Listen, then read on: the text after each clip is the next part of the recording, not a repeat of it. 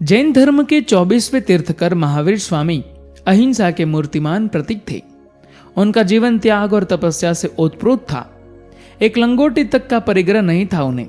हिंसा, पशु बलि, जाति पाति के भेदभाव जिस युग में बढ़ गए, उसी युग में पैदा हुए महावीर और बुद्ध दोनों ने इन चीजों के खिलाफ आवाज उठाई।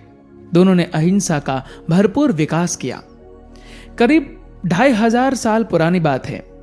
ईसा से 599 वर्ष पहले वैशाली गणतंत्र के क्षत्रिय कुंडलपुर में पिता सिद्धार्थ और माता त्रिशला के यहाँ तीसरी संतान के रूप में चैत्र शुक्ल 13 को वर्धमान का जन्म हुआ। यही वर्धमान बाद में स्वामी महावीर बना। महावीर को वीर, अतिवीर और सन्मति भी कहा जाता है। बिहार के मुजफ्फरपुर जिले का आज का जो बसाड़ गांव है, वही उस समय का वैशाली था। वर्धमान को लोग संजस, श्रेयांश भी कहते थे और जसस, यशस्वी भी कहते थे। वे ग्रातु वंश के थे। गोत्र था कश्यप। वर्धमान के बड़े भाई का नाम था नंदीवर्धन व बहन का नाम सुदर्शना था। वर्धमान का बचपन राजमहल में बीता। वे बड़े निर्भीक थे। 8 बरस के हुए तो उन्हें पढ़ाने, शिक्षा देने, धनुष आदि चलाना सिखाने के लिए शिल्पशाला में भेजा गया। श्वेतांबर संप्रदाय की मान्यता है कि वर्धमान ने यशोदा से विवाह किया था।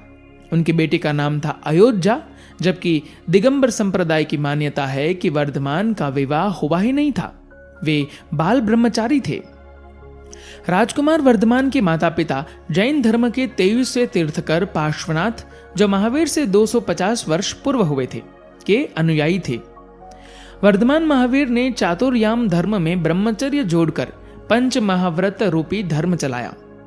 वर्धमान सबसे प्रेम का व्यवहार करते थे। उन्हें इस बात का अनुभव हो गया था कि इंद्रियों का सुख, विषय वासनाओं का सुख दूसरों को दुख पहुंचा करके ही पाया जा सकता है। महावीर जी की 28 वर्ष की उम्र में इनके माता पिता का देहांत हो गया। ज्येष्ठ बंधु नंदीवर्धन के अनुरोध पर वे 2 बरस तक घर पर रहे। बाद में 30 वर्ष की उम्र में वर्धमान ने श्रामणी दीक्षा ली। वे समण बन गए। उनके शरीर पर परिग्रह के नाम पर एक लंगोटी भी नहीं रही। अधिकांश समय वे ध्यान में ही मग्न रहे। हाथ में ही भोजन कर लेते।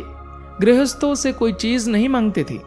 धीरे धीरे उन्होंने पूर्ण आत्म साधना प्राप्त कर ली। वर्धमान महावीर ने 12 साल तक मौन तपस्या की और तरह तरह के कष्ट झेले। अंत में उन्हें केवल ज्ञान प्राप्त हुआ। केवल ज्ञान प्राप्त होने के बाद भगवान महावीर ने जन कल्याण के लिए उपदेश देना शुरू किया। अर्धमागधी भाषा में वे उपदेश करने लगे ताकि जनता उसे भली भांति समझ सके। भगवान महावीर ने अपने प्रवचनों में अहिंसा, सत्य, अस्तेय, ब्रह्मचर्य और अपरिग्रह पर सबसे अधिक जोर दिया। त्याग और संयम, प्रेम और करुणा, शील और सदाचार ही उनके प्रवचनों का सार था। भगवान महावीर ने श्रमण और श्रमणी, श्रावक और श्राविका सबको लेकर चतुर्विध संघ की स्थापना की। उन्होंने कहा, जो जिस अधिकार का हो वह उसी वर्ग में आकर सम्यकत्व पाने के लिए आगे बढ़े। जीवन का लक्ष्य है समता पाना।